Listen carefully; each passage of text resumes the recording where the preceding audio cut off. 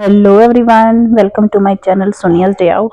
कहते हैं कि जीवन में आगे बढ़ना है तो बहरे बन जाओ, क्योंकि अधिकतर लोगों की बातें मनोबल गिराने वाली होती है। Hello everyone, welcome to my new blog. कैसे हैं आप सब लोग? जिदेन भी आ गया। जिदेन की तबीयत थोड़ी सी खराब लग रही है, इसको फीवर लग रहा है। तो हमने बना लिया है अपना नाश्ता, गोभी वाली परांठी बना ली है। गोभी वाली परांठी। Good morning Zidane.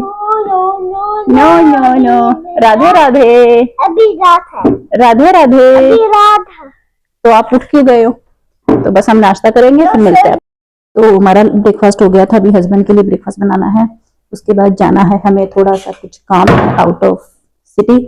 देखते हैं आगे, आपको लेकर चलते हैं कहाँ जाना है हमें। तो सबसे पहले अभी हस्बैंड नहा रहे हैं, मैं उनको ब्रेकफास्ट बनाऊंगी।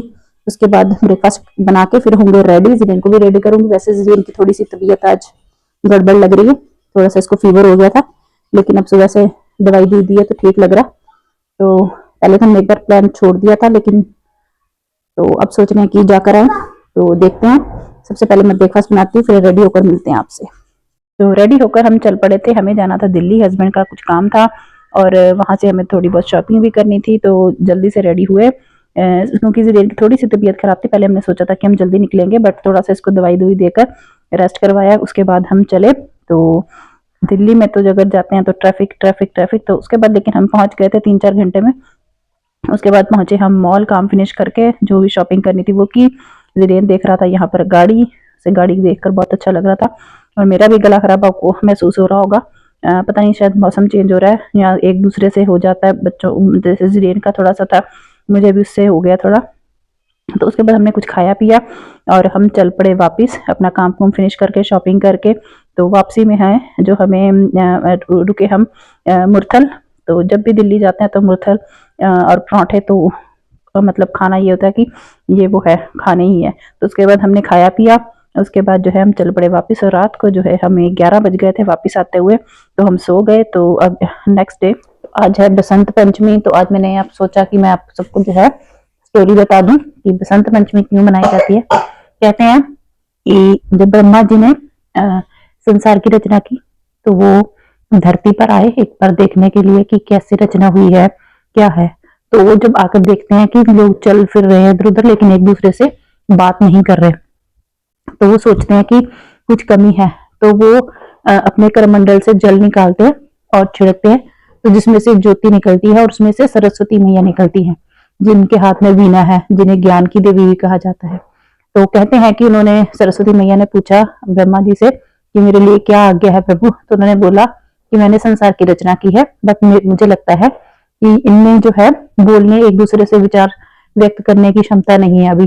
तो इसीलिए आप अपनी जो है वीणा से इनमें ध्वनि, इनमें आवाज जो है इनमें इनको आवाज दीजिए, अपने विचारों को व्यक्त करने की शक्ति दीजिए।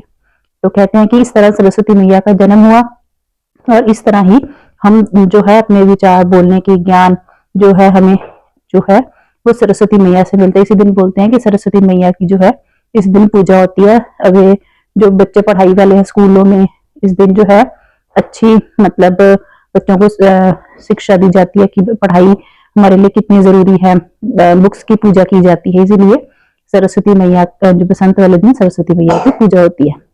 तो ये हमारी आज की स्टोरी थी, तो वो देखते हैं बाकी का दिन। तो सरस्वती माँ का महत्व बताया गया, उनकी पूजा की गई, क्योंकि वो पढ़ाई ज्ञान की देवी हैं।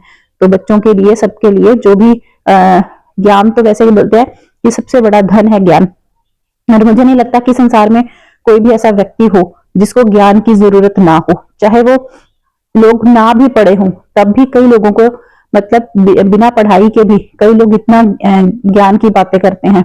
मतलब यह है कि ज्ञान जो है कभी कोई ना हमसे कोई छीन सकता है, ना ही हमसे कोई ले सकता है। ज्ञान सबसे बड़ा धन बोला जाता है।